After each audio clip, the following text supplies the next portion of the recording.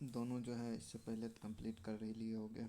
Bengal complete होगा तो हम लोग बंगाल को इस पोर्शन को मतलब अगर इंडिया वाले तो इस पोर्शन को हम लोग कंप्लीट कर चुके थे। ठीक। अब मैसूर मैसूर लगभग यहाँ पर था इस वाले पोर्शन पे। उसके बाद धीरे धीरे एक्सटेंड करता है। विजयनगर एम्पायर भी यहीं था, तो मेडावल में पढ़ लेना विजयनगर एम्पायर के बारे में। ठीक। क्या हुआ यहाँ, कलम क्यों नहीं चल रहा? हाँ ठीक है। वोडियार डायनेस्टी खोजा कौन था, मतलब फाउंडर अगर को कहेगा तो उसका नाम कृष्णा कृष्ण राजा वोडियार। ठीक। कुछ तो क्लिक क्लिक हो रहा है बिना मतलब का। नंजराज देवराज जो है मिनिस्टर हुआ इसका।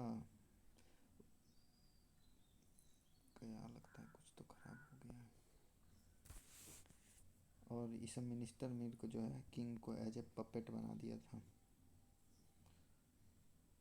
पेन खराब हो जाएगा तो बहुत दिक्कत हो जाएगी।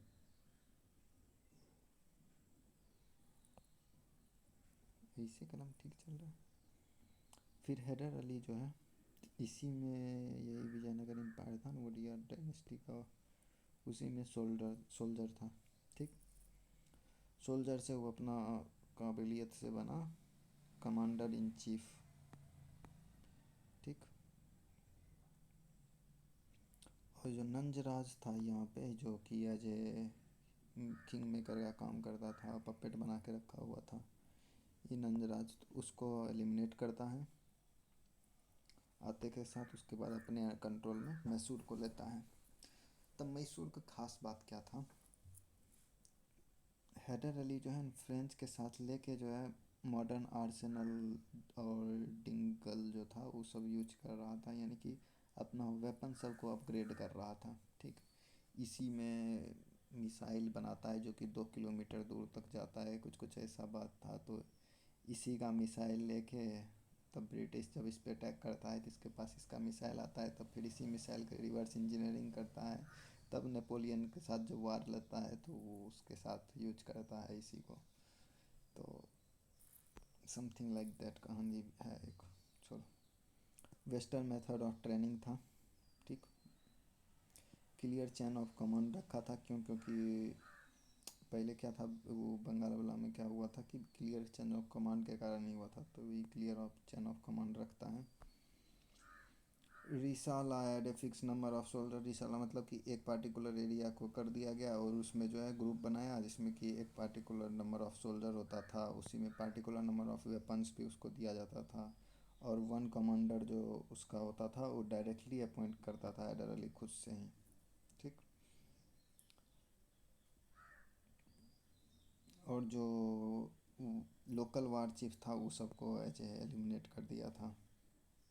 लोकल जो हायरार्की लैंड लॉर्ड था ये सबको हटा के देशमुख और पॉलीगार था ये सबसे भी दूरी बनाया।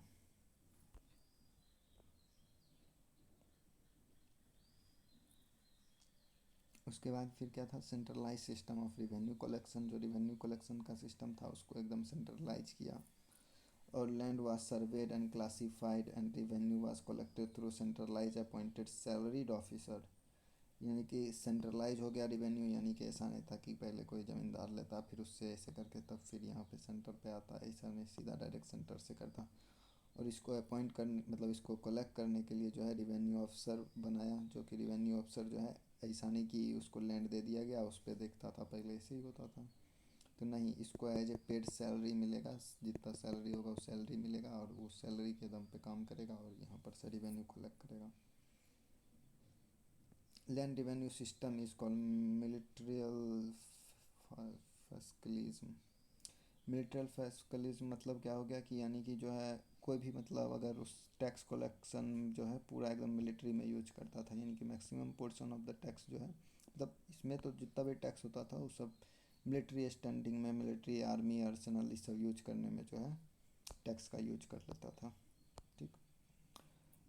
उसके बाद फिर अपना एग्रीकल्चर में भी किया, जो पुराना वाला सब जो कैनाल उनाल था उस सब को रिपेयर करवाया, कुछ नया भी अपने से बनाया। इरिगेशन का जो है मतलब वही कैनाल बिल्ड किया, तो repair old irrigation canal and well and created new one, कुआं भी बनवाया। सेरीकल्चर क्या होता है, मोस्ट प्रॉब्ली पता ही होगा। जो सिल्क वार्म होता है उसके प्रोडक्शन को सेरीकल्चर कहते हैं, तो सिल्क का प्रोडक्शन के लिए तो सेरीकल्चर हो गया, इसको भी प्रमोट किया था। अब फिर हुआ कि जब मैसूर अपना काम कर ही रहा है, अपना इम्प्रूवमेंट कर रहा है, तो ब्रिटिश के साथ क्लैश क्यों किया। सबसे पहला एक्सपेंशन पॉलिसी वो क्या किया कि मैसूर आया, फिर कंट्रोल लिया, तब वो चाह रहा था कि अपना एक्सपेंड करे थोड़ा टेरिटरी, जो अगल बगल का था राजा वो सबको भी था कि मेरे भी अटैक कर देगा, मेरे पर भी। और उस साउथ में एज ए अपना मोनोपोली बना रहा था कि हम कहेंगे ट्रेड करने तो करो, नहीं तो नहीं करो। प्लस फ्रेंच के साथ थोड़ा क्लोज हो गया, तो ये सब कारण बना। तो सबसे पहले फ्रेंचोफिल यानी कि कलम ही नहीं चल रहा है, क्या करें।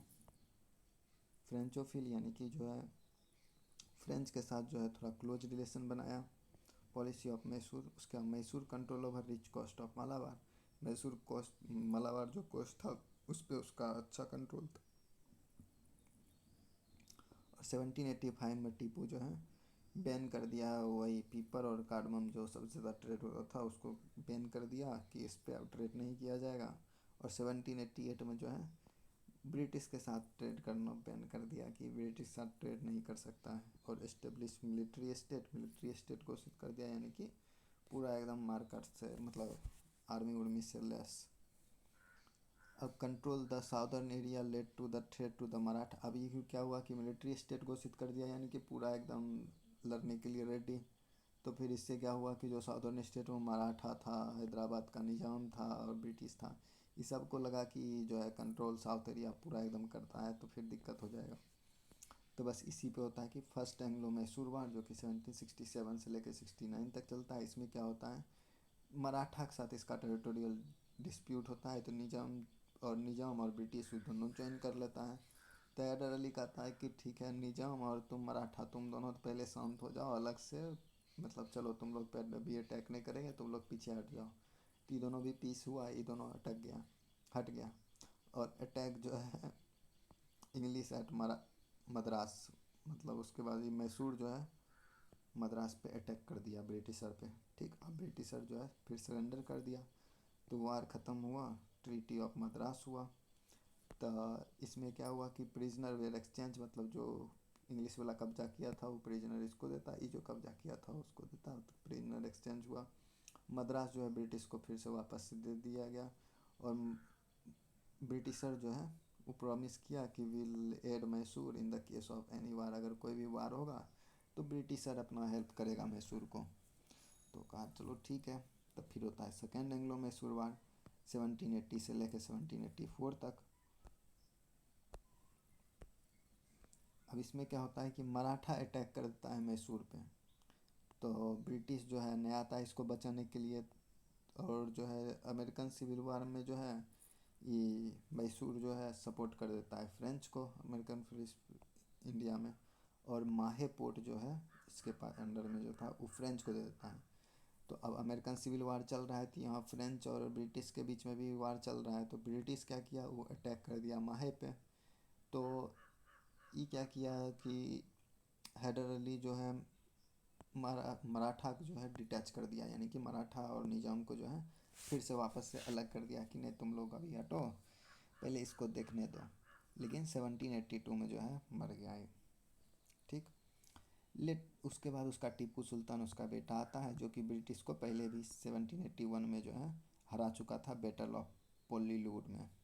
ठीक, war ended with the treaty of Mangalore, ये जो वार ख़त्म हुआ ट्रीटी ऑफ मैंगलोर से, ये वार को ख़त्म किया गया और इसमें कोई ख़ास बात हुआ नहीं।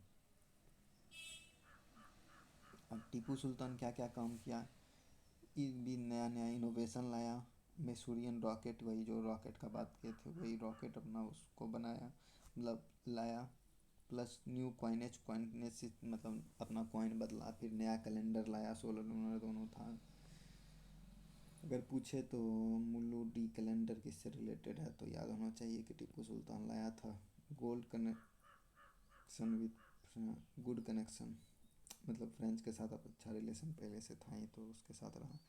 अब प्लस जो है जेकोबिन क्लब जो उस वक्त चल रहा था एकदम रेडिकल वाला, तो उसको भी एस्टेब्लिश करने का बात किया। प्लस श्रीरंगपट्टम में जो है ट्री ऑफ लिबर्टी को जो है प्लांट किया 1794 में। ठीक, तो अब देखा जाएगा कि थर्ड एंग्लो मैसूर वार 1790 से 92 ये क्यों हुआ। कि ऑन द क्वेश्चन ऑफ जल्लईकोट्टल जगह का नाम है, तो उस पे जो है टीपू सुल्तान अटैक कर दिया ट्रेवनकोर पे। ट्रेवनकोर के साथ यानी कि ब्रिटिश जो है फिर ज्वाइन कर गया, तो मराठा और निजाम सब ज्वाइन कर गया टीपू सुल्तान। क्यों? क्योंकि इसका रेडिकल वाला पूरा एकदम देख रहा था कि इसका ठीक नहीं है, पूरा एकदम सब जगह अटैक उटैक करके एक्सपेंड कर रहा है, मतलब टेरिटोरी भी एक्सपेंड कर रहा था। तो इस कारण से Tipu defeated and the treaty of Srirangapattam, यानी कि टीपू हार मतलब डिफीट हो गया और फिर ट्रीटी ऑफ श्रीरंगपट्टम होता है। तो टीपू अपना आधा प्रॉपर्टी जो है मैसूर का आधा जितना लैंड था सब दे देता है। फिर 3.3 करोड़ जो है ब्रिटिश वार में जो खर्चा हुआ उसके लिए मांगता है। ठीक, तो चौथा एंग्लो मैसूर वार होता है कि वेलेज़ली जो है अपॉइंट कर as new governor general appoint होता है वेलेज़ली। फिर जो कि इम्पेरियलिस्ट इन नेचर था, यानी कि अपना मतलब वही एक्सपेंड कर रहा था, और प्रपोज किया सब्सिडरी अलायंस। इसका था कि सब्सिडरी अलायंस सबको सब्सिडरी अलायंस में ला रहा था। टीपू जो है रिजेक्ट कर दिया इसको, लेकिन 1799 में जो है टीपू डाइड हो गया, मतलब आराम से मतलब फाइट किया, टीपू से मर गया, बात ख़त्म। तो फिर जो है ये सब्सिडरी अलायंस जो है वोडिया डायनेस्टी के को पपेट रूलर बना दिया पेंशन पर, appointed the ruler of Mysore का करके, और सब्सिडरी अलायंस इम्पोज कर दिया। और सब्सिडरी अलायंस आई थिंक कि हम पहले बता चुके हैं। सब्सिडरी अलायंस कुछ नहीं होता था कि अब इसका टेरिटोरी है तो इसके टेरिटोरी में इसका मिलिट्री का मतलब ब्रिटिश और आर्मी रहेगा, इसका जितना खर्चा पानी होगा सब इसी टेरिटरी को उठाना पड़ेगा और यहाँ पे रहेगा। दूसरा बात तो पॉइंट ये था कि कोई भी जो है सब्सिडरी अलायंस में जो भी है वो किसी के साथ दोस्ती नहीं कर सकता है, ना ही किसी के साथ वार में जा सकता है बिना ब्रिटिश से पूछे हुए। ठीक, ये दो पॉइंट था। और ये वो अफसर जो है ना हमेशा उसके कोर्ट में प्रेजेंट रहेगा, जो ब्रिटिशर भेजेगा वो अपना इसके कोर्ट में बैठा रहेगा कि इसका सब एक्शन को देखते रहेगा कि क्या चल रहा है नहीं चल रहा है। तो यही था मैसूर का वार। जो भी मैसूर आया, मैसूर ख़त्म हो गया। और टाइम याद रखना कि 1799 में ख़त्म हुआ है, कुछ टाइम पे चल रहा है, बाद में पता नहीं चले कि यहाँ पे बैटल ऑफ बक्सर हो रहा है, बंगाल का कहानी पढ़ रहे हैं, पता चल रहा है अच्छा बंगाल जब सब कुछ ख़त्म हो गया तब जाके यहाँ पे फाइट हो रहा है। नहीं, सब चल रहा है साथ में ही।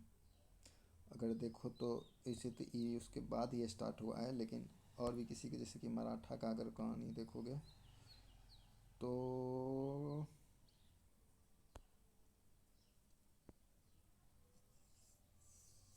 उसके बाद ही हुआ है। चलो इन केस बस बता रहे हैं कि कभी जैसे कि लेट कंसिडर कि मराठा का ही ले लो, फर्स्ट वार 1775 से 1782 तक हो रहा है, तो उसमें ये कंफ्यूज नहीं कर रहा है कि ये ख़त्म हो गया 1799 तब, उससे पहले फर्स्ट एंग्लो मैसूर वार हो चुका है। तो इसको माइंड में रखने का। और यहाँ बस कहने का कि एक टाइम लाइन में याद रहने का कि यहाँ पे अगर कुछ चल रहा है तो ऐसा नहीं कि अगर बाद में पढ़ रहे हैं तो इसका मतलब कि बाद में हो सकता है पहले हम लोग इस पोर्शन को कंप्लीट किए तब फिर इस पोर्शन को कंप्लीट किए, अब फिर से वापस यही टाइम लाइन में जाके इस पोर्शन को कंप्लीट कर रहे हैं दूसरे कॉन्टेस्ट में। ठीक, और क्या बोला जाए। अब आते हैं मराठा को ख़त्म कर देते हैं। मराठा जैसे ही ख़त्म होगा तब फिर आगे देखेंगे, पंजाब को ख़त्म करेंगे।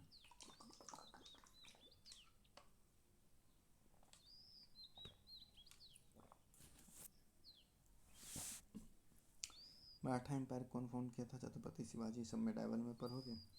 बस इतना जान लो कि उसके बाद मतलब टाइमलाइन कुछ ऐसा रहा कि 80 से 89 तक संभाजी रहा, जो 100 प्लस वाई मतलब किल्ड बाय औरंगजेब मार दिया था। फिर 89 से 1700 तक राजा राम रहा। फिर 1707 से 1707 तक तारा बाई शिवाजी सेकेंड बोल लो। उसका 1713 में क्या हुआ कि अजय शिवाजी सेकेंड जो है इसका बेटा था। हम कुछ भूल रहे हैं या कुछ है तो फिर आगे देख लेंगे हम लोग कि ऐसा था। तो फिर इन दोनों के वर्सेस में हो जाता है, तो बस पेशवा का पोजीशन जो है राइज हो जाता है, क्योंकि सेंट्रलाइज एडमिनिस्ट्रेशन कमज़ोर पड़ रहा था, तो पेशवा का पोजीशन राइज होता है। तो राइज ऑफ पेशवा, तो इसमें बालाजी विश्वनाथ 1713 से 1720 तक। 1707 में Sahu was release from the Mughal, Sahu versus Tarabai होता है। ये जो साहू है ना, ये वर्सेस ताराबाई होता है, ठीक। Thus the post of Peshwa emerge as the more powerful, यानी कि जब लड़ाई हुआ तो फिर वापस सी बात है कमज़ोर पड़ा है, तो फिर Balaji Vishwanath make the Peshwa post hereditary, यानी कि ऐसे जो पेशवा वाला पोस्ट था वो एज सेलेक्ट होता था, तो अब वो इसको कर दिया हेरिडिटरी, यानी कि जो है बाप है बेटा है ऐसे करके ही बनेगा। He became the functional head of Maratha, functional head बना Maratha, and succeeded the Mughal right to collect, मतलब मुगल के पास जाके 25% टैक्स और सरदेशमुखी 10% जो है दक्कन से कलेक्ट करने का राइट लेके चले आता है। मराठा कॉन्फिडेंसी जो है सरजमी सिस्टम, यानी कि सरजमी was the piece of land होता था। उसके बाद फिर जो है grand Maratha sardar providing military support, यानी कि उसके बाद उस पर मिलिट्री सपोर्ट अपना देता था। और ये जो है सरजमी सिस्टम ये एज ए हेरिडिटरी था, यानी कि बाप दादा के बाद से चलते रहता था हमेशा। ये पोजीशन को लाता है, अगर पूछे तो सरजमी सिस्टम किससे रिलेटेड था तो पता होना चाहिए। उसके बाद ऐसा था ना कि इसका अगर देखोगे तो ये जो बालाजी पेशवा था या फिर पोजीशन आता है, तो फिर ऐसा है कि उसमें डिफरेंट हाउसेस था, कि मतलब डिफरेंट ग्रुप बोलो मराठा में।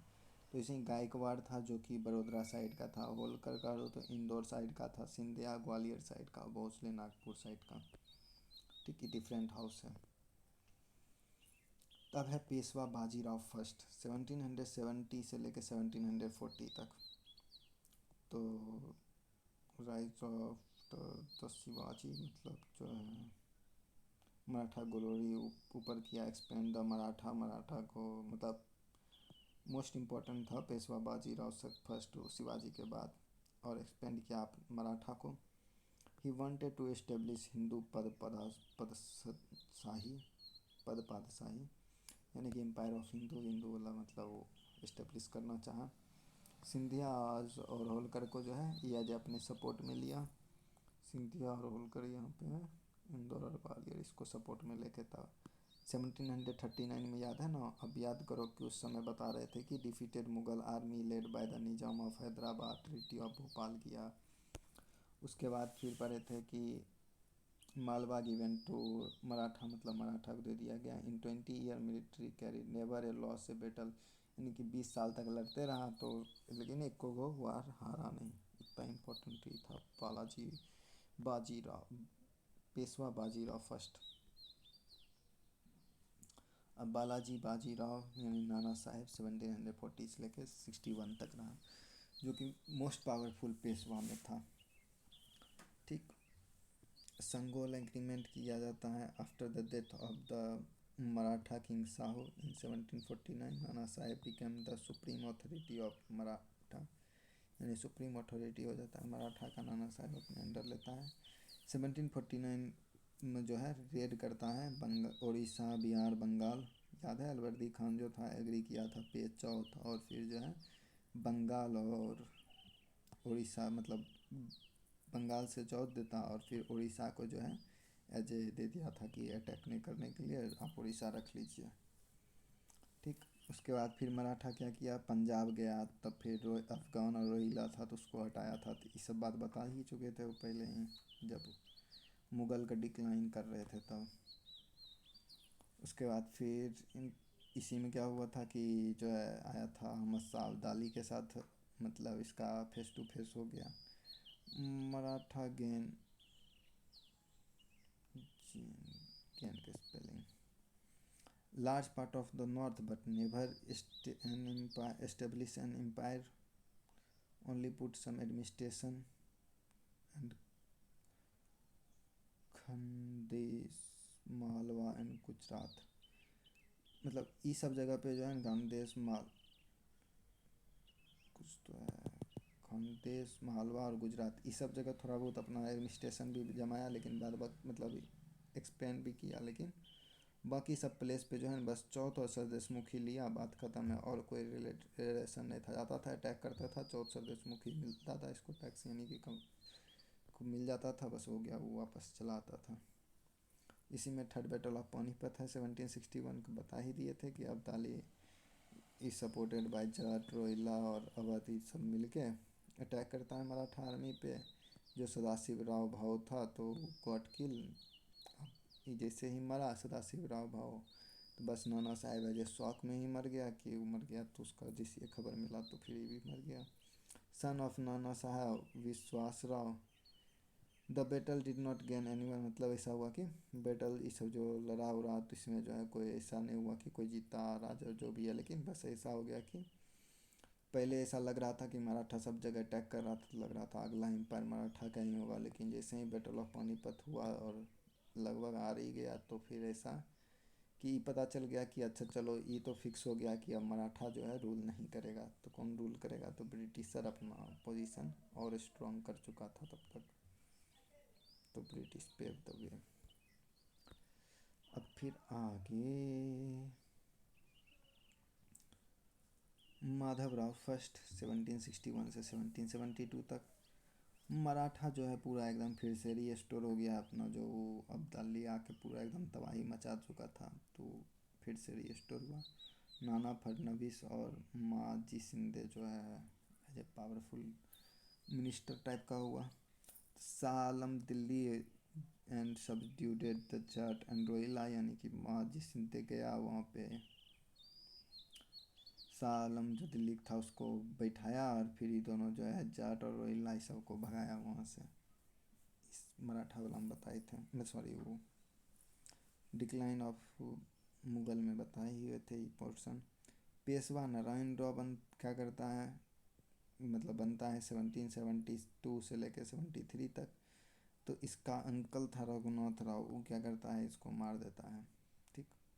अब पेशवा रघुनाथ राव बनता है 1773-74, तो ऐसा होता है कि इसका मर्डर करा देता है, जो कि नहीं होता था, तो बस इसी बात पे हुआ कि किसी को पसंद नहीं आ रहा था, यानी कि नाना फडणवीस ये जो था फडणवीस जो भी है, तो ये जो है और 11 बार लग एडमिनिस्ट्रेशन, मतलब एडमिनिस्ट्रेशन में जो भी था वो सब मिल के इसको हटाने की बात करता है। हटाने उठाने के बाद फिर इसको डर लगता है कि अच्छा ये हमको मार देगा, तो ये क्या करता, उसके बाद बना देता है सदाशिव माधव राव को जो है एज ए बनता है। और ये रघुनाथ राव क्या करता है, ये भाग जाता है यहाँ से, और एग्रीमेंट ऑफ सूरत का एक एग्रीमेंट करता है ब्रिटिशर के साथ, और कहता है कि सलसेट और बसीन जो है ये आपको हम दे देंगे, आप बस हमको रख लीजिए या फिर इसे प्रोटेक्ट कीजिए, ठीक। तो फर्स्ट एंग्लो मराठा वार कैसे होता है 1775-82, फर्नेस granted the port to the French on the western coast, English replied by sending force toward the Pune. ऐसा हुआ कि वेस्ट कोस्ट पे जो है इंग्लिश मतलब उस फ्रेंच को जो है एज ए पोर्ट देता है फर्निस जो था।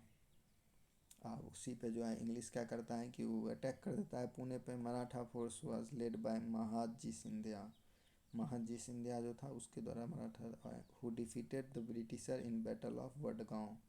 बैटल ऑफ वडगांव जो है ब्रिटिशर को हरा देता है। तो गवर्नर जनरल हेस्टिंग मतलब वारेन हेस्टिंग जो है आता है, defeated the Scindia and ended with the treaty of Salbai in 1782। और मतलब ये गवर्नर जनरल वारेन हेस्टिंग आता है तो फिर जो है सिंधिया को हरा देता है, और ट्रीटी ऑफ सालवाई होता है 1782 में। इसमें ट्रीटी में होता क्या क्या है कि ब्रिटिश ईस्ट इंडिया कंपनी जो है बोलता है कि जो सलसेट और बसीन देने का बात हुआ था, तो बसीन रख लीजिए, कम से कम सलसेट हमको दे दीजिए, और बसीन मराठा को वापस मिल जाता है। और बोलता है कि फ्रेंच को जो है कोई भी एस्टेब्लिशमेंट करने के लिए यहाँ नहीं दिया जाएगा, कुछ भी फ्रेंच से कोई दोस्ती यारी नहीं। Force to send fight with Mysore, जो मैसूर के साथ जब भी लड़ाई होगा तो इसको कहा कि नहीं जब भी कुछ होगा तो फिर तुमको लड़ना ही पड़ेगा और कर्नाटक को वापस, कर्नाटक जो था उसको वापस लेना होगा, मतलब इसे करके यानी कि मैसूर से लड़ने के लिए उस पर साइन कराया कि जब भी मैसूर के साथ वार हो या कुछ भी, तो हमेशा मैसूर खिलाफ अपना लड़ेगा।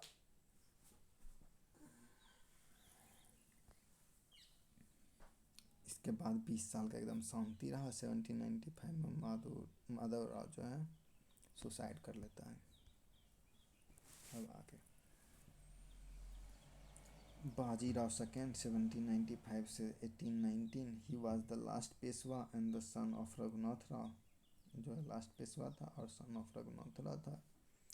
नाना फडनवीस डायर हो गया और ये चाहता भी था मर जाए, और मराठा सरदार जो है डिवाइड हो गया, सिंधिया सपोर्ट मतलब, और जो ये डिफरेंट हाउस था तो इस सब जो है अलग अलग हो गया।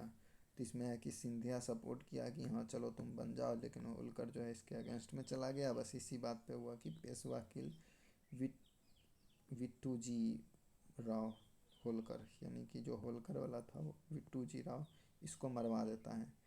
His his brother Yashwant Rao Holkar, इसका भाई जो है यशवंत राव होलकर, वो पुणे पे अटैक कर देता है और पेशवा को हरा देता है, लीड बाय सिंधिया, सिंधिया के द्वारा।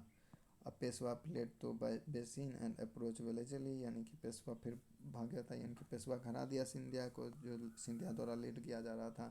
तो भाग के जाता है विलेजली के पास कि बचाओ बचाओ।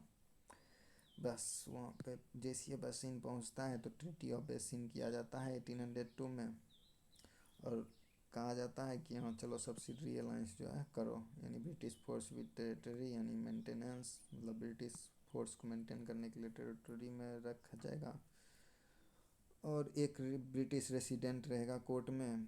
नो एलाय या कोई एलाय और वार नहीं होगा। नो अदर यूरोपियन एम्पावरमेंट, यानी कि कोई दूसरा यूरोपियन एम्पावर मतलब एम्प्लॉयमेंट, मतलब जो भी पोजीशन रहेगा कुछ भी रहेगा तो उसमें ब्रिटिशर छोड़ के और किसी का एम्प्लॉय नहीं लिया जाएगा। अगर किसी भी प्रकार की जो है पेमेंट वेमेंट करने में, या जो ये सब पेमेंट वेमेंट होगा या कोई भी पेमेंट करने में अगर फेल करता है तो फिर उसका पार्ट, टेरिटोरी का पार्ट एज ए पेनल्टी ले लिया जाएगा। ठीक। उसके बाद सेकेंड, बस इस यही सब सब्सिडरी अलायंस साइन करता है। सेकेंड एंग्लो में शुरुआत होता है 1803 से 1805 तक। British thoroughly defeated Holkar, Holkar का एकदम बुरी तरह हरा देता है, बात ख़त्म हो गया। बस थर्ड एंग्लो मराठा वार 1817 से लेकर 1819 तक में इस सबको रियलाइज़ होता है मराठा वाला को कि अरे यार मतलब ये तो मेरा ही लॉस हो गया, हम ही लोग का, कि हम ही लोग सब उस अपने में अपने लड़ते रह गए उसका। तीस सब मिल के फिर से ग्रुपिंग बनाया कि चलो अब जो है जाके देंगे। बस अटैक करता है और सब ग्रुप को ही हरा देता है पूरा पूरा। All the Maratha surrender united Holkar led the war, Holkar जो है लीड किया था वार, क्योंकि वो पहले से लड़ा हुआ था उसके साथ, तो मे भी उसके पास एक्सपीरियंस था। And defeated British abolish the house of Peshwa, यानी कि जो है ब्रिटिश जो है इसको डिफीट कर दिया। बाद बाकी जो हाउस ऑफ पेशवा था उसको पूरा ख़त्म ही कर देता है, यानी कि मराठा भी ख़त्म हो चुका है। अब हम लोग आ जाते हैं पंजाब को ख़त्म करने के लिए। हाँ,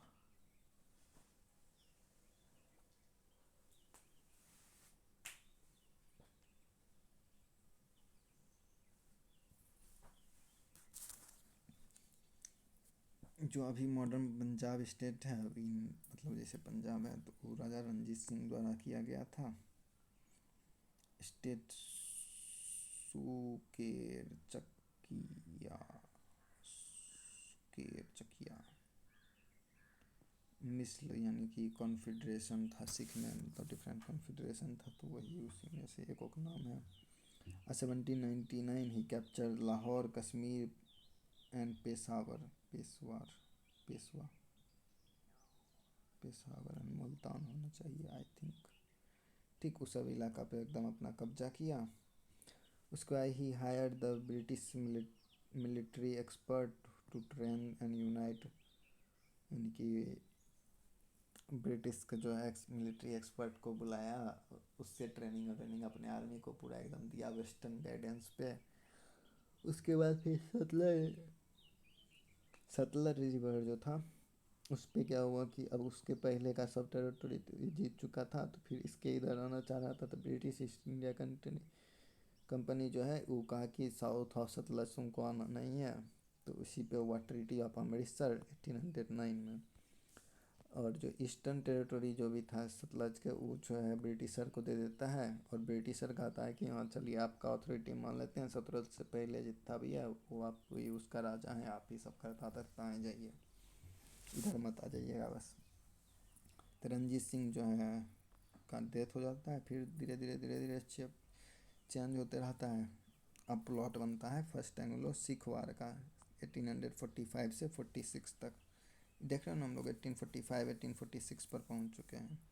तो ये याद रहना चाहिए कि कहाँ हम लोग हैं, किस टाइम का बात कर रहे हैं, उसके बैकग्राउंड में और सब जगह क्या चल रहा है।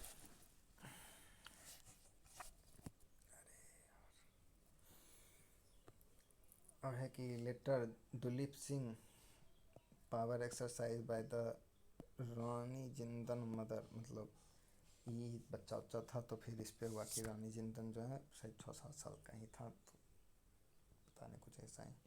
तो रानी जिंदन जो है जब मदर वही अपना सब कुछ देखती थी, तो ये एक मेजर था जो मतलब वही ब्रिटिशर ऑफिसर, तो यानी कि ये जो है बैरोड फुट, क्या है ब्रॉड फुट जो है वो कुछ अपना नाटक वाटक किया, तो बस इसी पे हुआ कि।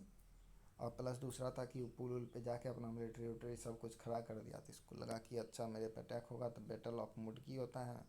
ब्रिटिश इंडिया कंपनी जो है ह्यूगो के अंदर में जो है सिख आर्मी को हरा देता है, और ख़त्म होता है क्या चीज़ से, ट्रीटी ऑफ लाहौर 1846 में ट्रीटी ऑफ लाहौर करता है। और Duleep Singh and East India Company Sikh surrender the vast area of Jalandhar Doab का जो है बहुत बड़ा एरिया दिया, और प्लस कश्मीर का एरिया दिया।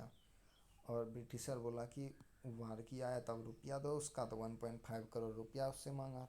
अब इतना रुपया इसके पास था नहीं, थी क्या कहा कि कश्मीर जो है ले लो, ब्रिटिश मेरे अंडर ही कश्मीर है, तुम कश्मीर ले लो। ब्रिटिश क्या किया, कश्मीर जो है गुलाब सिंह को बेच दिया, रुपया की ज़रूरत था, वो ज़मीन लेके क्या ही करता उधर जाके, तो इसलिए गुलाब सिंह को ज़मीन बेच दिया, तो कश्मीर बेच दिया। और सिख वाला जो आर्मी सब था मैक्सिमम, तो उसको कहा कि आप आधा आर्मी हटा लीजिए, यानी कि लगभग उसका आधा आर्मी हटा दिया। और ब्रिटिश ऑफर मतलब British officer agent in Punjab, यानी कि जो है अपॉइंट किया एक कोर्ट, उसके कोर्ट में एक ब्रिटिशर को, जॉन लॉरेंस था, उसको एज अपॉइंट वहाँ किया। बाद में यही सेकेंड एंग्लो में शुरुआत काम करता है। जॉन लॉरेंस कुछ टैक्स उस रुपया वुपया से रिलेटेड कुछ बात चल रहा था, तो बस उसी पे इसके साथ कॉन्फ्लिक्ट हो जाता है। उसके कारण जो है बहुत सारा वार हो जाता है। बैटल ऑफ रामनगर 1849 में होता है। बैटल ऑफ चिलनवाला ये 1849 में फिर होता है। बैटल ऑफ गुजरात 1849 में होता है, सब होता है। लास्ट में सिख सरेंडर कर देता है रावलपिंडी में से 1849 में। गवर्नर जनरल लॉर्ड डलहौजी जो है ऑफिशियली डिक्लेयर कर देता है कि पंजाब आप अपने अंदर है। इससे जो है सिख का एम्पायर मतलब ही ख़त्म हो गया, और दिलीप सिंह को हटा दिया गया, और उसको पेंशन भेज दिया गया, और शायद ब्रिटेन भेज दिया गया कि जाओ ब्रिटेन में रहो, थोड़ा यहाँ कोई काम नहीं है। और बाद बाकी कोहिनूर जो डायमंड था, तो वो भी ट्रीटी के अनुसार ही जो है कहा कि अब हमको दे दो, मतलब हम लेंगे, और ये क्वीन को दे दिया सरेंडर कंडीशन, और प्रेजेंटेड टू क्वीन को दे दिया। तो चलो सक्सेसर स्टेट भी कंप्लीट हो गया सारा। अवध के साथ क्या हुआ, बंगाल के साथ क्या हुआ, हैदराबाद के साथ क्या हुआ, तो ये सब कुछ कंप्लीट हो चुका है। मराठा के साथ भी क्या कहते हैं,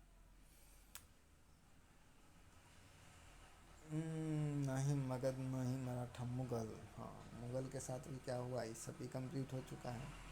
उसके बाद क्या हुआ कि हम लोग कंप्लीट किए, मैसूर भी ख़त्म हो गया, मराठा भी ख़त्म हो गया, पंजाब भी ख़त्म हो गया। तो लगभग देख लोगे कि पूरा इंडिया को ख़त्म कर चुके हैं हम लोग।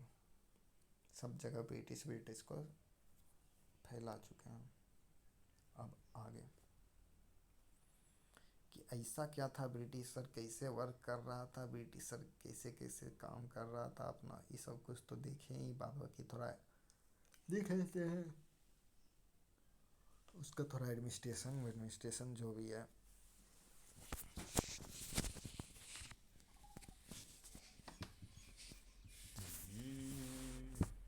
एक मिनट पानी वानी पी लेते हैं।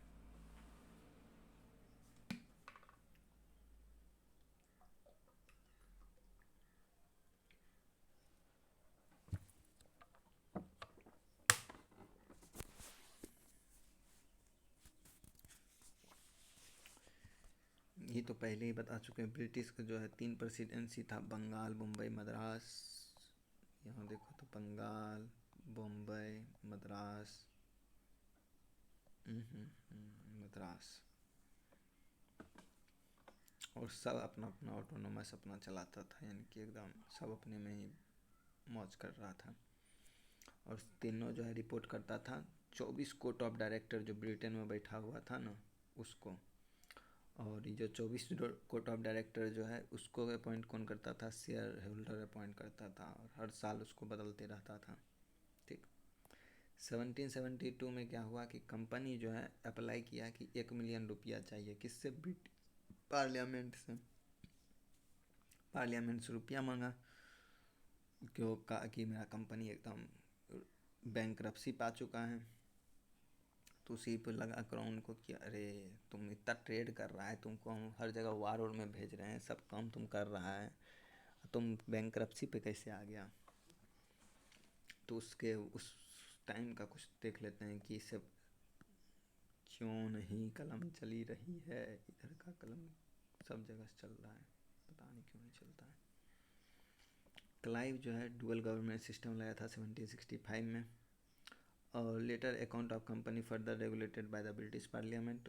अब जब रुपया मांगा फिर उसका अकाउंट चेक करेगा ना, अकाउंट सब रेगुलेट किया गया, रेगुलेटेड बाय ब्रिटिश पार्लियामेंट। और ऐसा हुआ था कि यहाँ पे डुअल गवर्नमेंट लाता है, फिर मानसून ख़राब होता है, तो बंगाल फेमिन होता है, ये सब याद था ना, सब याद आ रहा है। तो उसी कारण से सब रुपया ख़त्म हो चुका था। दूसरा बात क्या था कि एक कंपनी ट्रेड था और सब अपना प्राइवेट ट्रेड कर रहा था। तो याद है ना कि मतलब मिला था कंपनी ट्रेड को कि एकदम फ्री में कर सकता है, लेकिन ये लोग क्या करता था, अपना प्राइवेट ट्रेड भी जो है एकदम फ्री में ही कर रहा था। तो इससे क्या हुआ कि ये लोग जो प्राइवेट में ट्रेड कर रहा था ना, इसमें आराम से खूब पैसा कमा रहा था, अपना बड़ा बड़ा बिल्डिंग विल्डिंग ज़मीन उमीन सब खरीद उरीद के पूरा एक्सपेंड कर रहा था। कंपनी इसको लेना देना नहीं, कंपनी कोई प्रॉफिट ही नहीं करवाता था, कंपनी खाली वार करवाता था। तो इसी पे ब्रिटिश पार्लियामेंट की दर्शाया कि चलो तुम लोग पे अब रेगुलेशन लगाया जाएगा, अब तुमको रेगुलेट किया जाएगा। तो उसी पे आता है रेगुलेटिंग एक्ट ऑफ 1773। इससे क्या होता है कि एडमिनिस्ट्रेशन को थोड़ा सेंट्रलाइज किया जाता है कि अब सेंट्रलाइज होगा। उसके बाद गवर्नर ऑफ बंगाल जो है अब कहलाएगा गवर्नर जनरल ऑफ बंगाल, यानी कि जो गवर्नर पहले होता था बंगाल ये सब का, वो अब कहलाएगा गवर्नर जनरल ऑफ बंगाल। और first governor general of Bengal कौन हुआ, लॉर्ड वारेन हेस्टिंग। ठीक। अब establishment of the supreme court at Calcutta 1774, supreme court का इस्टेब्लिश करता है फर्स्ट चीफ जस्टिस, मतलब एक चीफ जस्टिस को और 3 को जो है अदर जजेस को बेंच को बैठाता है। और जो फर्स्ट चीफ जस्टिस होता है वो है एलिजा इम्फे।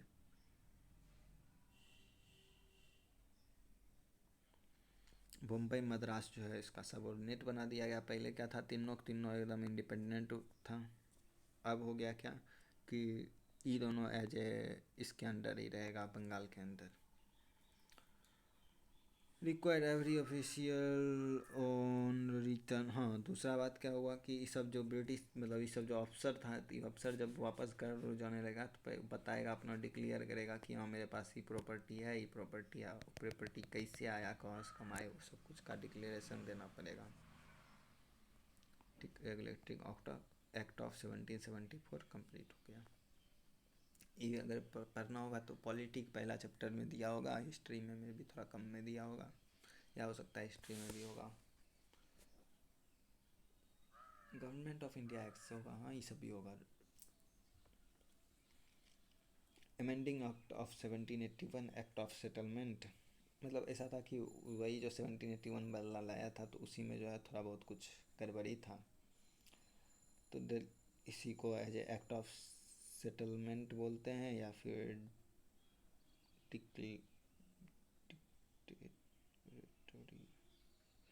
डिक्लेरेटरी एक्ट ऑफ 1781 बोलते हैं।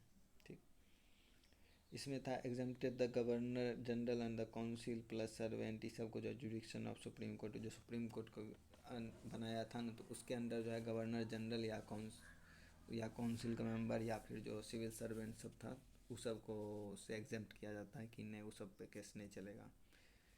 It excluded the revenue matter, जो रिवेन्यू मैटर है वो भी नहीं देखेगा, वो अपना देखेगा कंपनी खुद से ही, प्लस वो गवर्नर जनरल जो है काउंसिल वही सब रेवेन्यू मैटर सब देखेगा। और जो यहाँ कोर्ट होता था तो उसमें जो personal law of the defendant जो होता था उसको एकदम माना जाता था, यानी कि हिंदू अगर है तो उसको हिंदू लॉ की तरह, और मुस्लिम है तो मोहम्मदन लॉ जो था उसके अनुसार देखा जाता था। Appeal from the provincial court could be taken to the governor general in council not supreme court, जो मतलब प्रोविंशियल कोर्ट से आता था वो अपीलर तो उस सबको गवर्नर जनरल खुद से ही देख लेता था, ना कि डायरेक्ट सीधा सुप्रीम कोर्ट पहुंच जाता था। पिट्स इंडिया एक्ट जो है 1784 का हुआ था है पिट्स इंडिया एक्ट, जिसमें कि क्या करता है कि कंपनी की जो कमर्शियल है और जो पॉलिटिकल इशू है उस सबको सेपरेट करता है, कहता है कि तुम पहले एडमिनिस्ट्रेशन ही संभालो। Court of director to manage the commercial affair created the board of control, 6 member का जो है एक बोर्ड ऑफ कंट्रोल बनाता है और कहता है कि कमर्शियल अफेयर जितना है वो सब आप देखिए अपने अंदर। अब फिर आता है एक्ट ऑफ 1786, इसमें क्या होता है लॉर्ड कॉर्नवालिस जो है ना as a governor general of Bengal बनाया जाता है। टी बनने के बस एक शर्त रखता है कि पावर है तो फिर बोलेगा कि कॉर्नवालिस बोलता है कि नहीं हमको कुछ पावर चाहिए जिसके कारण जो है तभी जाकर हम बनेंगे यहाँ पे, तो बस इसी पे कहता है कौन कौन सा पावर चाहिए, तो कहता है power to override the decision of council, जो काउंसिल डिसीजन लेगा उसको हम ओवर राइड कर सकते हैं। He would also the commander in chief, वो और बनेगा कमांडर इन चीफ। अगर पूछे कि अभी सुप्रीम कमांडर इन चीफ कौन है इंडिया का, दोनों में से कोई बता सकता है कि सुप्रीम कमांडर कौन है इंडिया का, इंडियन आर्मी का?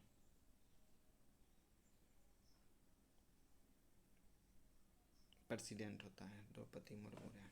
ठीक, अब है charter act of 1793। It extended the overriding power, यानी कि ओवर राइडिंग पावर दे दिया। फिर it extended the trade monopoly of the company to next 20 year, मतलब 20 साल का जो है ट्रेड मोनोपोली दे दिया कि चलो 20 साल तक एकदम ऐसे मौज में ट्रेड करो, कोई रोकेगा टोकेगा नहीं तुमको। Commander in chief was not the member of governor general, commander in chief जो होगा कि वो गवर्नर जनरल या काउंसिल का मेंबर नहीं होगा अनटिल अपॉइंटेड, यानी कि जब तक अपॉइंट नहीं किया जाएगा। उसका member of board of control and staff were paid out of the Indian revenue, जो बोर्ड ऑफ कंट्रोल है और सबका स्टाफ जो जितना भी है सबको, ना कि ब्रिटिशर पेमेंट करेगा आपसे, जितना भी होगा उस सबको इंडियन रेवेन्यू पे ही बैठाया जाएगा। उसके बाद act provided the governor based on the return law in the place of the personal rule of native law, यानी कि ये जो है अब जो गवर्नमेंट वर्क करेगा वो एज ए रिटर्न लॉ होगा उसी पे, ना कि जो है जो पर्सनल रूल है नेटिव रूलर का उस सब पे चलेगा। Law relating to the right to person and their property be printed with the translation in Indian language, और जो राइट टू प्रॉपर्टी है उसका क्या राइट है एक पर्सन का, इस सब को जो है जिससे कि सबको पता चले, इसलिए जो है इंडियन लैंग्वेज में सबको प्रिंट करके पब्लिश किया कि अपना सब अधिकार जाने। स्लेवरी उलेवरी आगे आगे जाके धीरे धीरे ख़त्म करता है सब कुछ, तो उसी सब को से रिलेटेड। चार्टर एक्ट ऑफ 1813 आता है, जिसमें कि इस समय क्या हो रहा था 1800 में के अराउंड क्या हो रहा था कि नेपोलियन जो है ना पूरा एकदम राइज कर रहा था। अब Britisher trader demanded to enter the India and Asia to abolish monopoly. इसमें हुआ क्या था कि नेपोलियन जो है एकदम राइज कर रहा था, और जो बिजनेसमैन था तो उस सब पे ऐसा किया था ना कि फ्रेंच का और जो इसका जितना भी एलाई है वहाँ पे ब्रिटिशर कोई ट्रेड नहीं कर सकता है, प्लस ब्रिटिशर का कोई जहाज वहाज होता था तो सबको डुबा उबा देता था। कॉन्टिनेंटल सिस्टम लाया कि वही ब्रिटिशर ट्रेड वेड नहीं कर सकता इसमें, काहे कि ऑब्वियस सी बात है, इसको पता था कि एकदम ट्रेड से ही ब्रिटिशर पूरा पैसा वैसा कमा रहा है सब कुछ, और प्लस नेवल उसका बहुत ज़्यादा स्ट्रॉन्ग था तो नेवी में तो हरा नहीं सकता था, तो इसलिए उसके बाद फिर बर्लिन डिक्रीज 1806 में होता है, उसके बाद फिर मिलान डिक्रीज 1807 में होता है, तो ये सब इससे रिलेटेड है, तो बात का बात है, मतलब वर्ल्ड हिस्ट्री का बात है तो वर्ल्ड हिस्ट्री में किया जाएगा। बस इतना समझो कि ऐसा किया था कि वहाँ ब्रिटिशर किसी को ट्रेड ही करने नहीं देता था। तो ब्रिटिशर लोग गया पार्लियामेंट में, ब्रिटिशर पार्लियामेंट में उसको बोला कि हमको एशिया में ट्रेड करने का मौका दीजिए, उसी को सिर्फ दे रहे हैं, हम लोग खुद कहाँ जाएंगे, यहाँ पे तो ट्रेड हो नहीं रहा है। तो फिर इससे आता है agree new company charter for the next 20 year, 20 साल का देता है, but ended the company monopoly, इसी कारण से जो है ये सब जो हो रहा था, इसी कारण जो है मोनोपोली इंड कर देता है in India, except for T trade, मतलब जो टी ट्रेड था उसका मोनोपोली अभी भी रहेगा ब्रिटिशर के पास भी, and trade with China, China के साथ जो ट्रेड है उसमें। अब है act provided annual fund of 1 lakh for the promotion of literature, अब इसी एक्ट के अनुसार जो है 1 लाख रुपया दिया जाता था जिससे कि लिटरेचर यानी कि पढ़ाया उड़ाया जाए, लिटरेचर को प्रमोट किया जाए, साइंस रिलेटेड हो या इंडियन सब्जेक्ट से रिलेटेड सब्जेक्ट से। उसके बाद फिर अब जो है क्रिश्चियन मिशनरीज जो था उस सब इंडिया में रिलीजन प्रमोट करने के लिए मॉरल एडुकेशन वेस्टर्न ग्राउंड पे जो है मॉरल एडुकेशन देने के लिए बुलाता है कि हाँ आप क्रिश्चियन मिशनरीज भी चलेगा।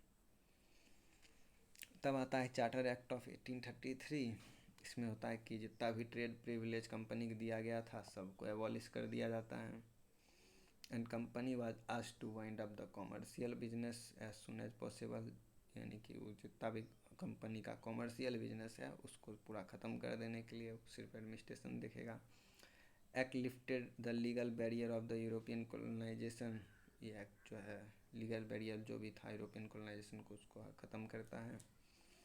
Lead to the establishment of first law commission in 1834, 1834 में फर्स्ट लॉ कमीशन बनता है।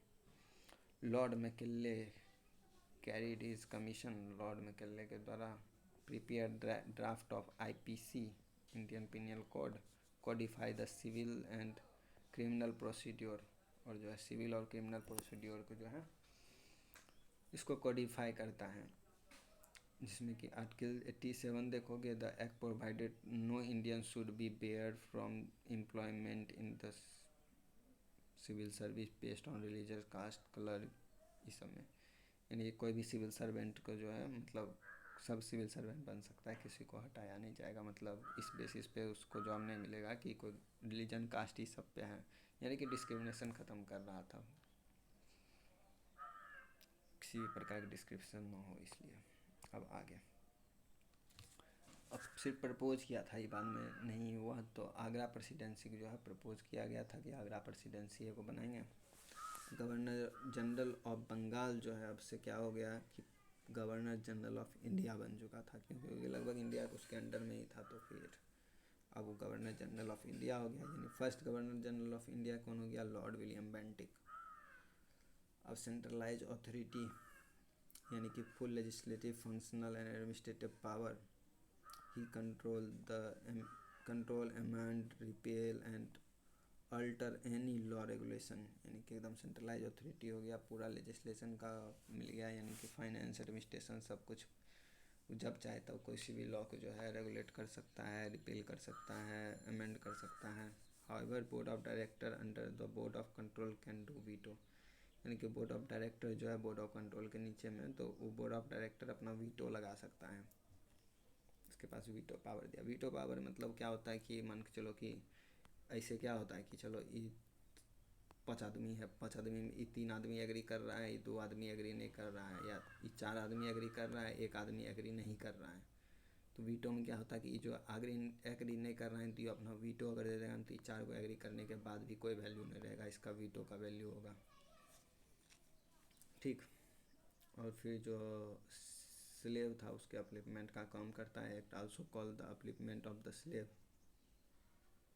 लॉ या मैरिज से रिलेटेड भी जो भी था, अथॉरिटी ऑफ द हेड, मतलब। और दूसरा काम क्या किया था कि जो अथॉरिटी था कि पहले हेड फैमिली का या फिर कोई मैरिज वैरिज से रिलेटेड लॉ था, उस सब में कोई छेड़खानी नहीं किया उसमें, एकदम और अच्छे से उसको मेंटेन किया। हाँ, अभी नहीं। क्या है?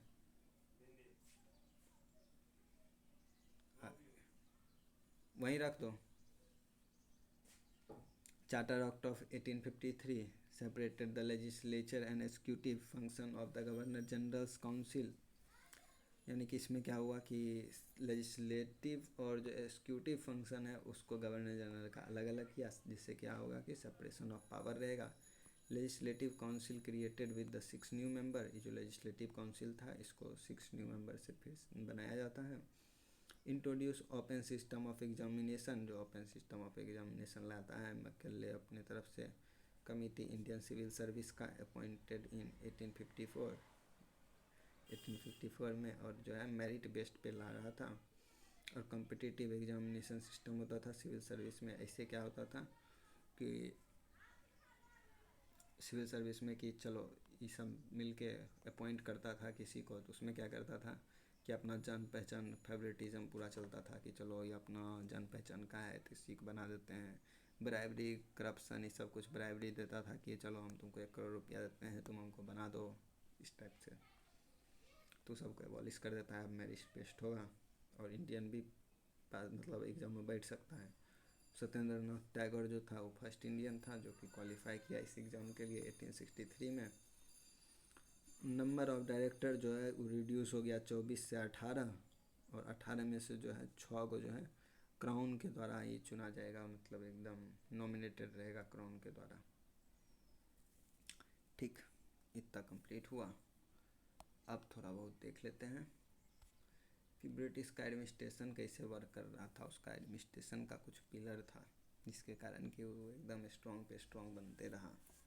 इतना डाउनफॉल, इतना वार, इतना सब कुछ के बाद भी जो है अपने आप को एकदम बोल्ड करके रखा। तो उसमें क्या था कि सबसे पहले जो है सिविल सर्विस वाला जो पोस्ट था सो लॉर्ड कॉर्नवालिस लाता है, creator of modern civil service. और लॉर्ड कॉर्नवालिस का 1786 से 1793 के बीच में रहता है, फिर आता है 1805 में। अब काउंसिल ऑफ डायरेक्टर जो भी था, वो डायरेक्टर जो था वो नॉमिनेट करता था पहले सिविल सर्विस ऑफिसर को, led to the favouritism and corruption, ban private trade. और जो प्राइवेट ट्रेड करता था उसको भी बैन कर दिया। और जो है मतलब ये जो आया था सिविल सर्वेंट सब जो भी था उसका सैलरी बहुत हाई कर देता है, इतना हाई कर देता है कि जो वर्ल्ड का सबसे हाई पे सैलरी है वो इसी का था, सिविल सर्विस का है।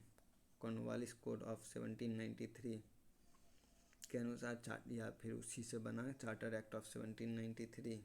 All the administrative post carry an annual salary of 500 plus security reserve to East India company. यानी कि कोई भी ऐसा एडमिनिस्ट्रेटिव पोस्ट जिसका कि सैलरी 500 पाउंड से ज़्यादा हो, तो उसको जो है पूरा एकदम रिजर्व कर दिया गया था ईस्ट इंडिया कंपनी। यानी कि हायर ऑफिसर जितना भी होगा वो सब ईस्ट इंडिया कंपनी का ही होगा।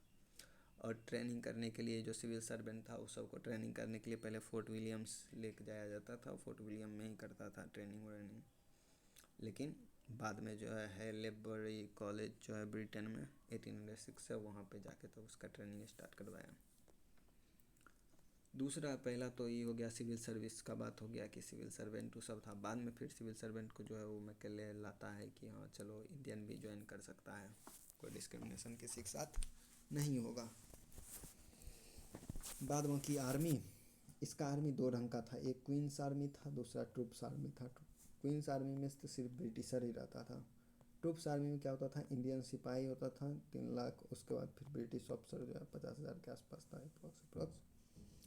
इससे क्या हो, ऐसा क्यों था कि मतलब जो है 3,50,000 के अंदर काम करता है, ये सब मार काट क्यों नहीं कर देता है। इसका सबसे पहला बात था कि नेशनलिज्म वाला जो है ना बात नहीं था, अभी तक पैदा नहीं हुआ था इस सब में।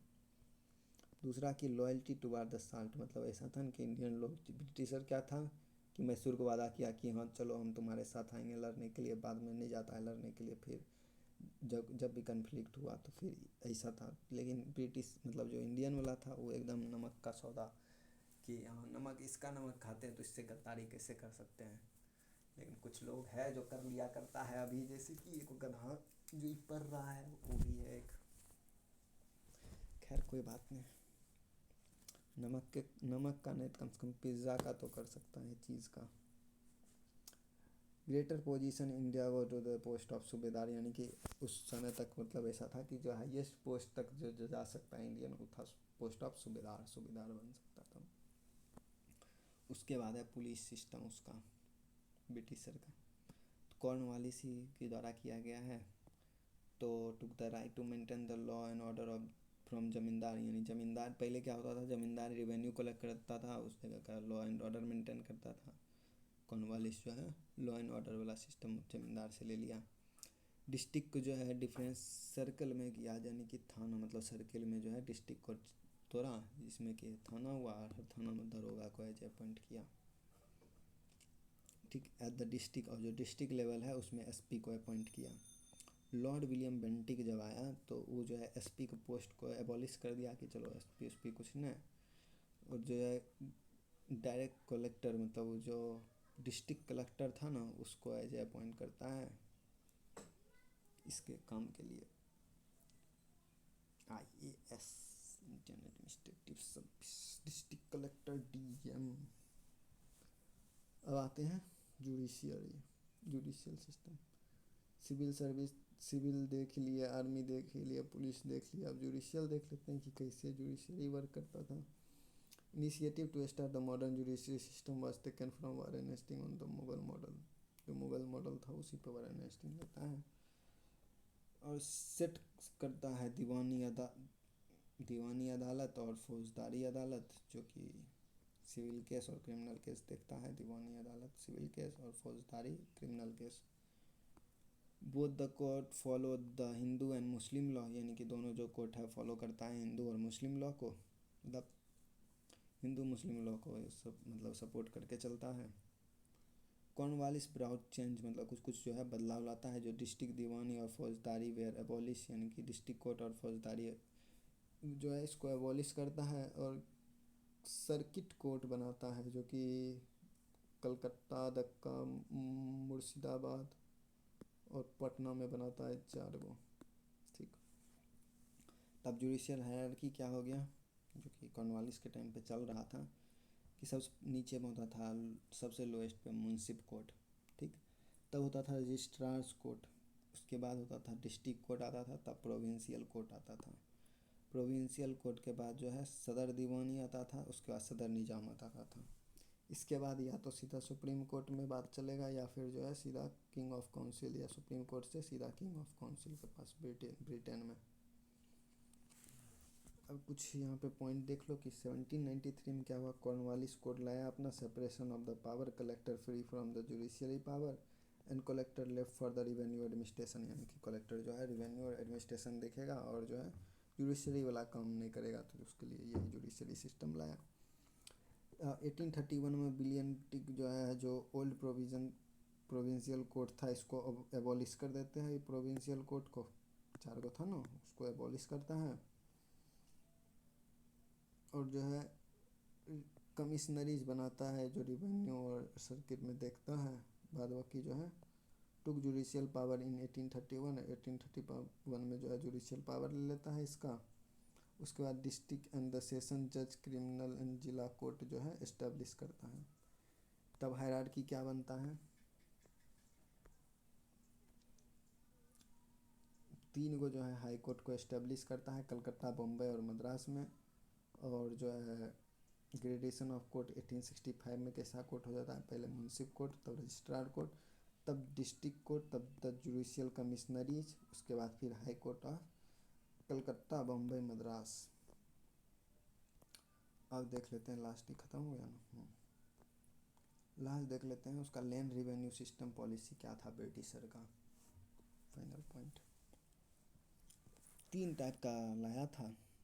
सबसे पहले जो है परमानेंट सेटलमेंट, यानी कि जमींदारी सिस्टम जो था उसमें कौन लाया था, लॉर्ड कॉर्नवालिस के द्वारा लाया गया था 1793 में, जो कि बंगाल, बिहार और उड़ीसा में चला, जो कि लगभग 19% ब्रिटिश एरिया को कवर करता था।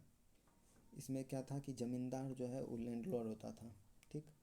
और जो कितना रुपया लेगा वो परमानेंटली फिक्स होता था कि हाँ इतना ही लेंगे, वो फिक्स टाइप का फिक्स वाली बात था। इसमें क्या होता था कि ये 10/11 पार्ट जो कलेक्ट करता था वो ब्रिटिशर को दे देता था, और 1/11 जो है ज़मींदार अपने पास रखता था।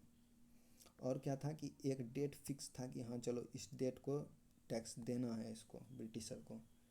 अगर ज़मींदार उस दिन को टैक्स नहीं दिया तो यानी कि उससे ज़मींदारी छीन के किसी और को दे दिया जाएगा ज़मींदारी, ठीक। इसके लिए क्या करता था ज़मींदार जो है, पीजेंट टूजेंट जो भी था उससे ज़्यादा रुपया वसूली करता था, जल्दी जल्दी वसूली करके रख लेता था, जिसके कारण कि जो है ये अपने टाइम पे इसको ऊपर तक पहुंचा सके, ठीक। जिसको कि यही जो सनसेट लॉ है ना, यानी कि उस दिन के सूरज ढलने से पहले तक रुपया देना है, नहीं तो ज़मींदारी छीन जाएगा, तो उसी पे सनसेट लॉ था, ठीक। दूसरा जो है वो है रैयतवारी सिस्टम, जो कि थॉमस मुंड्रो द्वारा 1820 में लाया गया। मद्रास, बम्बई और असम एरिया में था। लगभग 51% जो है ब्रिटिश के एरिया को कवर करता है, यानी कि सबसे ज़्यादा यही कवर करता है। जो रैयत होता था यानी कि इंडिविजुअल पीजेंट को जो है रैयत बोलते थे, तो उससे डायरेक्ट टैक्स वसूली करता था, यानी कि ज़मींदार जो बीच में होता था उसको हटा दिया।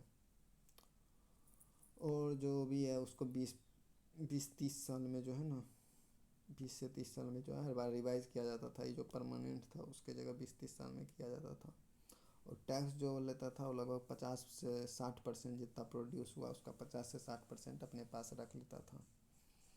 इससे क्या होता, और प्लस नहीं देता तो फिर उससे उसका ज़मीन वमीन छीन लेता था। तो अब ऐसा था कि अब ज़मीन बचाने के लिए क्या करता था कि अब जो भी है अपना प्रोडक्शन बचाने के लिए क्या करता था कि मनी लेंडर से रुपया लेता था, और जो है अपना वसूली भेज देता था कि चलो भाई, मतलब मनी लेंडर से रुपया लिए और कंपनी को पहुंचा दिए कि हाँ लो, अब बाद में फसल कम हो गया या फिर लेट हुआ तो और जो भी है तो उसमें अपना जो मनी लेंडर होता था वो अपना टैक्स वैक्स लेता था, सूद वूद लेता था, रुपया वुपया। तो बस उसी पे उस चक्कर में जो है ट्रैप में फंस जाता था हमेशा, डेब्ट ट्रैप में वो हमेशा फंसा हुआ रहता था आम किसान। इसी इसी कारण से और भी कुछ कुछ होता है, जैसे कि मान लो कि इसी ट्रैप में फंस गया। अब किसान था, नॉर्मल किसान, अब इस ट्रैप में फंस चुका है। तो अब क्या हुआ कि कुछ भी क्राइम या कुछ भी गलत हुआ तो अब क्या होता था, इसी को उठा कर लेके जाता था और ये कबूल भी कर लेता था, क्योंकि उस ट्रैप में फंस चुका था। तो ऐसे हमेशा ट्रैप में ही रह जाता था। प्लस बहुत ज़्यादा टॉर्चर करता था कि चलो भाई 50-60% है, तो बारिश हुआ नहीं हुआ फिर भी जो है एकदम 50-60% के पिछले साल इतना हुआ तो इस साल भी इतना, बस इसी ढंग से बहुत सारा टॉर्चर किया जाता था। वाइट मैन जितना भी काम करता था तो ऐसा था कि सब अपने अपना मतलब जो है एक ग्रुप में बढ़ते चला गया, कि मान के चलो कि कोई छोटा किसान है वो अगर गया तो कोई एक बड़ा किसान है तो उसका ज़मीन अपने अंदर करते गया, क्योंकि कोई रुपया दे नहीं पाया, यानी कि इसका ज़मीन ये से ले लिया। तो ये बाद में वही होते गया कि ज़मीन जो है दूसरा फार्मर अपने अंदर लेते गया। बस इसी पे जो है 1854 में जो है मद्रास टॉर्चर कमीशन को इस्टेब्लिश किया जाता है, जो कि यही किसान पे हो रहे टॉर्चर के बारे में देखता है। अब है मालवाड़ी सिस्टम, जो कि हॉल्ट मैकेंजी द्वारा 1822 में लाया गया था। Oh God, Punjab, North West Frontier Province, western UP, ये सब जगह जो है था, जो कि 30% जो है ब्रिटिशर एरिया को कवर करता था। और विलेज कम्युनिटी जो है महाल कहलाता था, यानी कि एक पूरा विलेज ही मिल के जो है उस ज़मीन को देखता था, अपना कलेक्ट करता था। और जो उस विलेज कम्युनिटी का हेड होता था उसको लंबरदार बोलते थे। और जो है पीरियडिकली रिवाइज किया जाता था इसको भी, कि मतलब कितना वसूली करना है उसको बार बार रिवाइज किया जाता था 20 साल लगभग पे। और दूसरा बात की 66% जो है वसूली करता था, तो 66% यानी कि पूरा एकदम एक्सप्लॉयटेशन है, वो भी प्रोडक्शन का 66%, ये नहीं कि प्रॉफिट का 66%, प्रोडक्शन का 66% कलेक्ट करता था। बस हो गया, इसी से कंप्लीट हो गया कि हाँ ब्रिटिशर क्या किया नहीं किया, कैसे कैसे एक्सटेंड किया ब्रिटिश अपना पूरा एडमिनिस्ट्रेशन, सब जगह बाउंड्री फिक्स किया, बना के रेडी किया। तो अब क्या पढ़ना है, अगर 1857 से पहले ले लें तो कुछ सोशल रिफॉर्म आ गया, कुछ सोशल रिफॉर्म, उसके बाद कुछ जो है छोटा मोटा ट्राइबल रिवोल्ट और भी रिवोल्ट वोल्ट सब होते रहा। तो बस ये दोनों पॉइंट देखते हुए 1857 का वार ख़त्म कर देंगे। 1857 के बाद राइज ऑफ नेशनलिज्म पढ़ लेंगे हम लोग कि कैसे कैसे नेशनलिज्म फॉलो होता है, कैसे 1900 तक अपना बात चलते रहता है, थोड़ा मॉडरेट बात चलता है, तब फिर कैसे गांधी जी का एंट्री होता है, तब फिर पूरा एकदम शेप चेंज होता है, तब गांधी के बाद फिर कैसे प्लॉट ट्विस्ट आता है, कैसे जो है ब्रिटिशर को भगाया जाता है, कैसे देश इंडिपेंडेंट होता है, सब कहानी पढ़ लेंगे। इंडियन नेशनल कांग्रेस आया, तो फिर कांग्रेस का स्प्लिट हुआ, कांग्रेस का सेशन हुआ, ये सब कुछ करते हुए मॉडर्न हिस्ट्री कंप्लीट हो जाएगा। तो आज के लिए फ़िलहाल इतना ही, और उम्मीद करते हैं दो चीज़ की। एक चीज़ हम ट्राई करेंगे कि यही एज मतलब एक ऐसे टाइमलाइन बना देंगे कि चलो भाई कि 1700 से लेके 1705 तक में क्या क्या इम्पोर्टेंट हुआ वो सब एक जगह करके दे दिया जाएगा, जिसके कारण कि पता रहे कि हाँ चलो यहाँ पे अगर मराठा के साथ युद्ध हो रहा है तो इसी कहीं टाइम फ्रेम में जो है कहीं और कुछ और भी हो रहा है, मैसूर के साथ भी हो रहा है, अगर यहाँ पे बंगाल के साथ हो रहा है तो फ्रेंच के साथ भी यहाँ कुछ ना कुछ हो रहा है। एक टाइमलाइन टाइप का क्रिएट करने की ट्राई करते हैं। तो अभी के लिए फ़िलहाल इतना ही, मिलते हैं अगले एपिसोड में। अच्छे से पढ़ो।